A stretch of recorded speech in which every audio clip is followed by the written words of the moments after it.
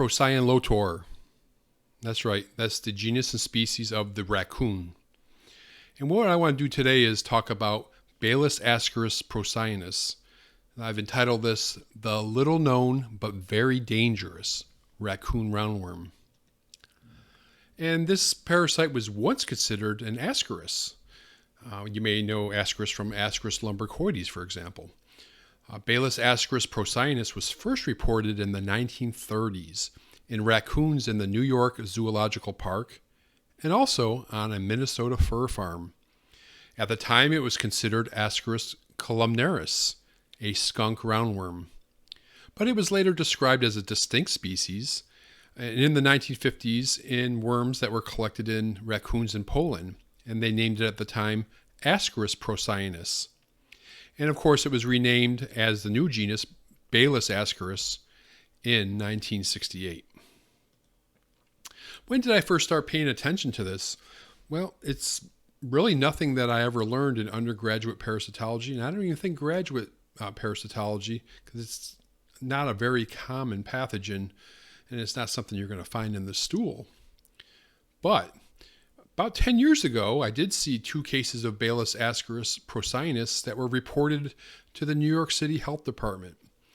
Now, the first case was a previously healthy infant who presented with seizures, irritability, and developmental regression. The child had a history of geophagia, or eating soil, and had a history of travel to upstate New York. The outcome was the infant had permanent brain damage. Now, the second child was a teenager who developed an acute onset of blindness in the right eye, and there was no travel history in this case. Both of these children were from Brooklyn. So what is it? Well, also known as the raccoon roundworm, Baylisascaris procyonis is the most common and widespread cause of clinical larva migrans in animals. It's a ubiquitous roundworm infection of raccoons, or procyon, and is emerging as an important helminth zoonosis, especially in young children. Baylisascaris procyonis is one of the large nematodes in the order Ascaridia. This includes things you may be familiar with already: Ascaris lumbricoides, the giant intestinal roundworm of humans, Toxocara canis and Toxocara cati, the nematode parasites of dogs and cats, respectively. Now, raccoons are the primary or the definitive host of Baylisascaris. Raccoons become infected with Baylisascaris in one of the following 2 ways. 1, by eating infectious eggs during foraging, feeding, and grooming. And 2, by eating rodents, rabbits, and small birds that are infected with the larva of the parasite. Infected raccoons have been found throughout the United States, mostly in the Midwest, the Northeast, Mid-Atlantic, and the West Coast. In addition to raccoons, dogs can also serve as a definitive host. Now, the parotenic or the transport host, there's plenty of them, right? The raccoon roundworm is indiscriminate in what animals it can infect. And well more than 90 species of wild and domestic animals have been identified as infected with Baylisascaris procyonis larvae. And that number keeps on growing too. Now, outbreaks of fatal CNS disease have occurred on farms and in zoos, research animal colonies, and have affected commercial chickens and quail farms and pheasants and domestic rabbits. Many times these animals get infected by getting the eggs in their fur and then ingesting the eggs during grooming. In nature, small birds and mammals, especially rodents, are infected by ingesting infective Baylisascaris eggs while foraging for food at preferred sites of raccoon defecation. And we'll talk more about latrines in a little bit. So when one of these animal species, other than a raccoon, swallow these eggs, the microscopic larva hatches out in the intestine. Then it burrows through the intestinal wall and begins migrating throughout the body, trying to find itself a home. The body tries to kill the larva as it moves rapidly to escape attack. The larva seems to have a preference for lodging in the liver, the eyes, the spinal cord, and the brain. It can be found in other organs also. But when the larva does try to make a home, it causes a great deal of damage as the body tries to either wall it off or try to kill it. It will eventually die, and at that point it will be reabsorbed by the body. Now, in very small species like mice or small birds, it may only take 1 or 2 larvae in the brain to be fatal. Now, species other than raccoons and the dog that are affected with this parasite cannot pass it on to anyone else. This includes human beings too. Because this is the end of the line for the larva, and it never becomes a mature adult that is capable of producing eggs. And here you can see a life cycle here where the adult worms are in the raccoon, the eggs are passed in the feces. A key thing that's going to come up again in this presentation is the eggs take from 2 to 4 weeks in the environment before they become infective. And then little animals like rabbits and birds and stuff will forage through the raccoon latrine, the feces, and looking for seeds and stuff like that. And they'll pick up the eggs and they'll become infected. And the other situation is a human being, in particular young children. They will become infected by ingesting these eggs. The larva is going to penetrate the gut, migrate to a variety of different tissues, and most seriously, go to the eye or go to the central nervous system. So quite a serious disease. Now here's a map of the United States and Canada, and you can see the distribution. And the states that are black on this map are states with a very high prevalence of Baylisascaris procyonis eggs. And you can see that's some of the northeast states, the upper Midwest, and the West Coast, including British Columbia, Canada. The green states and the green provinces are considered to have a moderate prevalence for Baylisascaris. In this photograph, I believe that's a vole, and it's infected with Baylisascaris. And fortunately, it's in the snow, so we get to see this pattern where it kind of walked around in circles and circles and circles until it finally did drop dead. But that's clearly a case of neural larva migraines in that little animal. In these photographs from Dr. Kevin Kazakos, perhaps the greatest authority on this parasite that I'm aware of, the squirrel's infected, and you can actually see the sequence from A to F of the infection, where at first you see the slow arching of the neck and the head, which is also known as stargazing, and the squirrel eventually kind of topples over, tries to hold itself up with a very wide stance in letter D, see some seeds, basically lays on its side, eating seeds while it's got moments left, and then it finally does die. And in this rabbit, you can see, again, the portrayal of stargazing. In this chicken coop, you can see several of the chickens have already dropped dead. The egg either got into the soil somehow or it got into the chicken's feed. But regardless, it's very devastating to a situation like this. In these photographs, in the upper left-hand corner, you can see a cross-section of the Baylisascaris larva from a chicken brain. And in the bottom right corner, you can see the larva that was recovered from a chicken brain, the whole larva. Okay, the risk to humans and disease. Now, there are factors that put people at a risk or even a greater risk of infection. And of course, that would be contact with raccoons, their feces, or the contaminated environment around where they're defecating.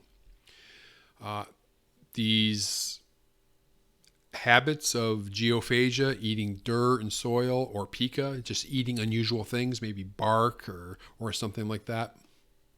Things that could be contaminated with raccoon feces.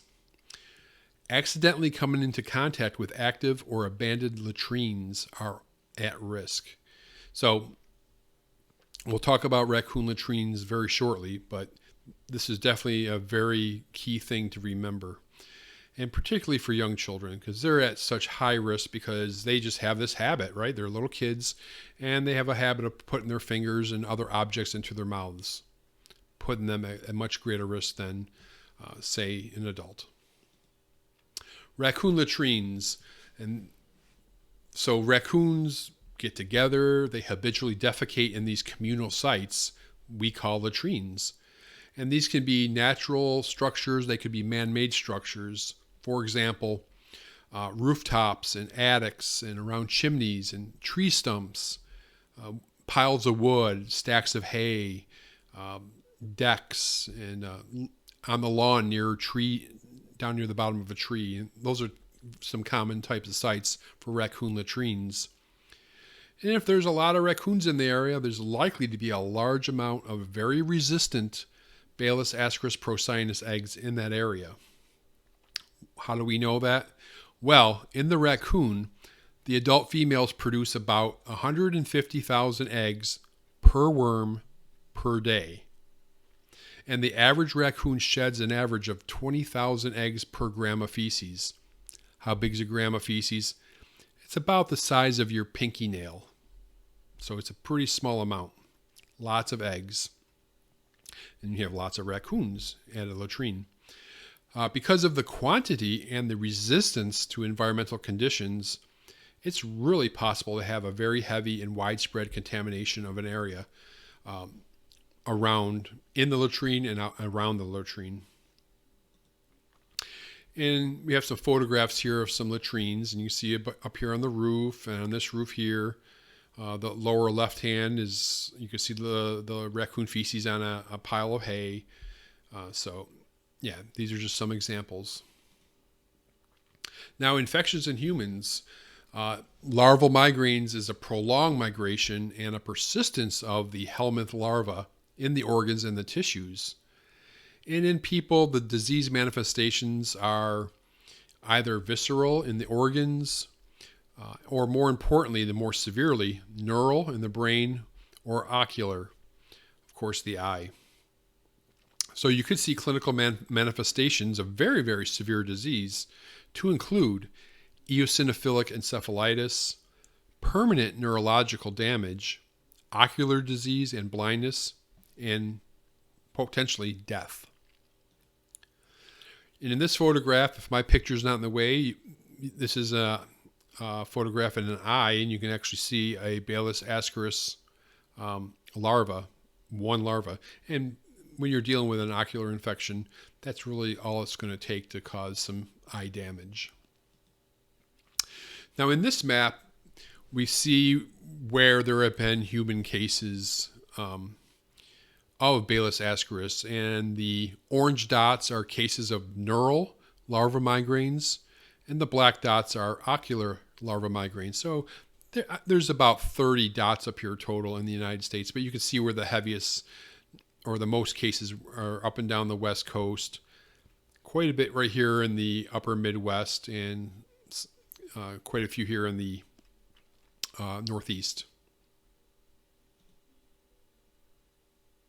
Laboratory diagnosis. Now, human infections are really difficult to diagnose, and the diagnosis is frequently by exclusion of other causes. So you may have results from a CBC and a CSF exam that may show a lot of consistency with a parasitic infection, but they tend to be pretty nonspecific. A tissue biopsy would be great if a section of the larva is contained, but removing an appropriate piece of tissue where the larva actually is present is pretty difficult. Now, ocular exams revealing migrating larvae, the larval tracts, or lesions consistent with a nematode larva are often the most significant clue for infection with Baylisascaris. There are serology tests that are out there that can be helpful in some suspected cases, but they're not routinely in use or widely available. Now, the CDC does offer a Baylisascaris serology exam. Rich and Max are a couple people that work in parasitology, and the question was, will they see this in the stool sample? This is a Baylisascaris egg. And the answer is no. Why? Because when a human ingests the egg, it's going to hatch in the gut. The larva is going to come out, penetrate the gut, and then migrate. So it's not a definitive host, right? So it's the larva is going to migrate to the brain, to the eye, or some other visceral organ. It'll never mature to an adult, so it will never produce eggs. So you're not going to find eggs in the feces.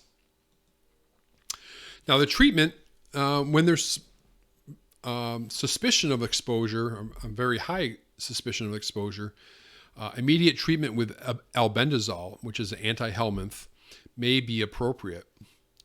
Treatment is successful when administered soon after exposure to abort the migration of larvae. Indications for immediate treatment may include a known oral exposure to raccoon feces, the presence of Baylisascaris eggs in the feces of the implicated animal, and suspected oral exposure to raccoon feces in an area where the prevalence of raccoon infection is known to be high. Treatment should be initiated as soon as possible after infection or after ingestion of infectious material, ideally within 3 days.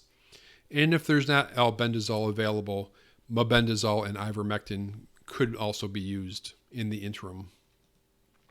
Prevention, perhaps the most important part of this presentation, and the best and most effective way to prevent infection with Baylisascaris procyonis is not keeping raccoons as pets and avoiding contact with their feces.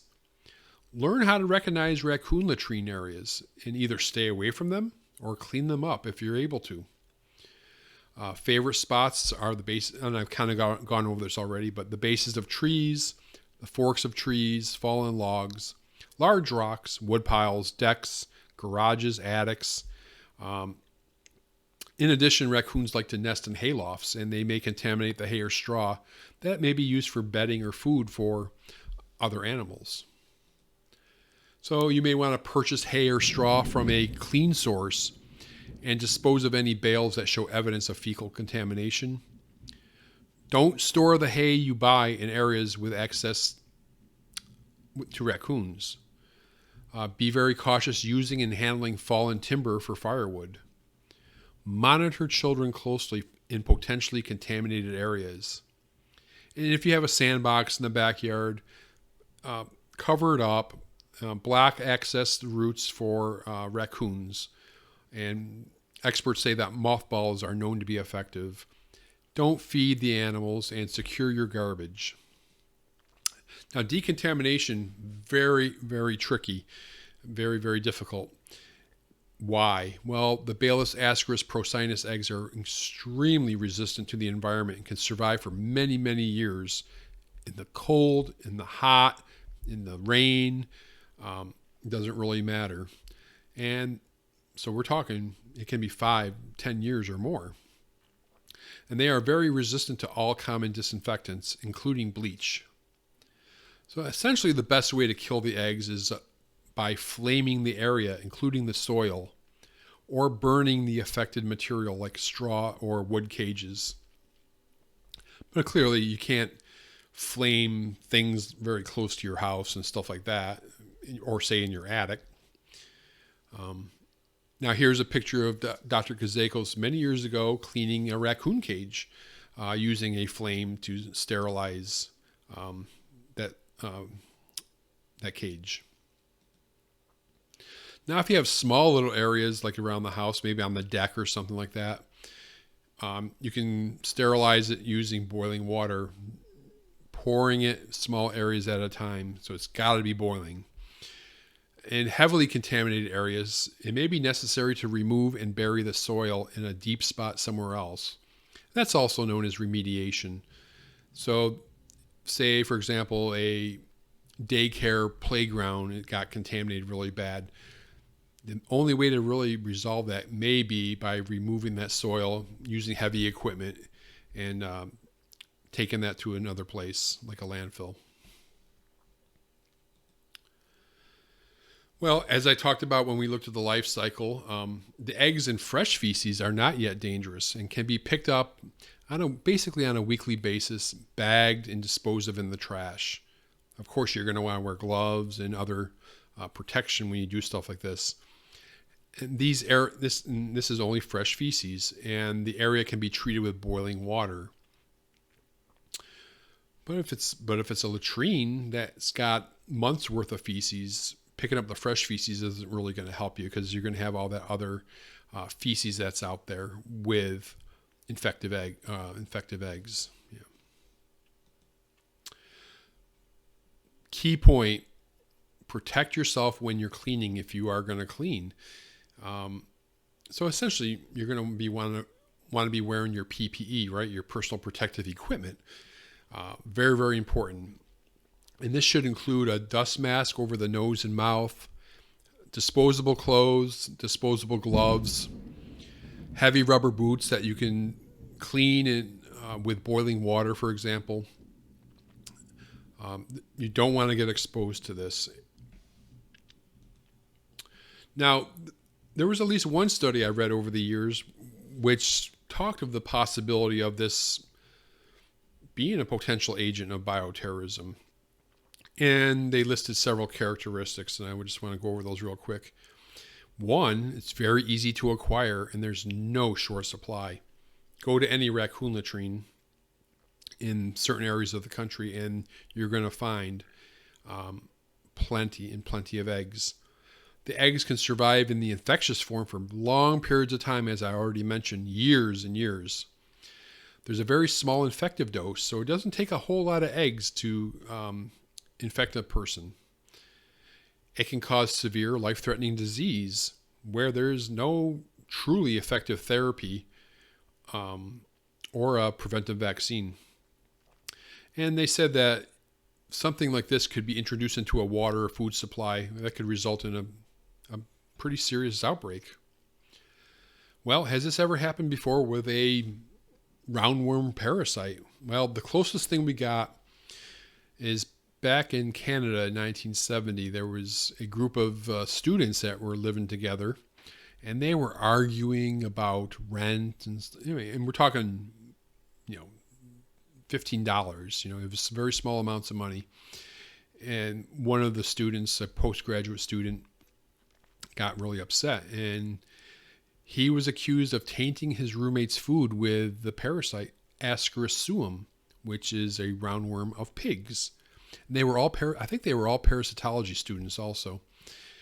Well, what turned out was 4 of the victims became really seriously ill, and 2 of them suffered acute respiratory failure, probably because of the migration of the larva. I think it went to court, and the young man at the time I don't think he was convicted. I guess there just wasn't enough evidence to prove that he tainted their food with Ascaris suum. But very interesting. You can always look that up. It's an interesting tale. So something worth checking out. And that's it. And I hope you enjoyed this and got something out of it. And also, I want you to check below, because I'm going to put a link to my interview with Dr. Kevin Kazakos down there. We talked for about 50 minutes about Baylisascaris on the radio show several years ago. Great interview. I also encourage you to subscribe to the show, to the channel. Share this with your friends, and I'll see you next time.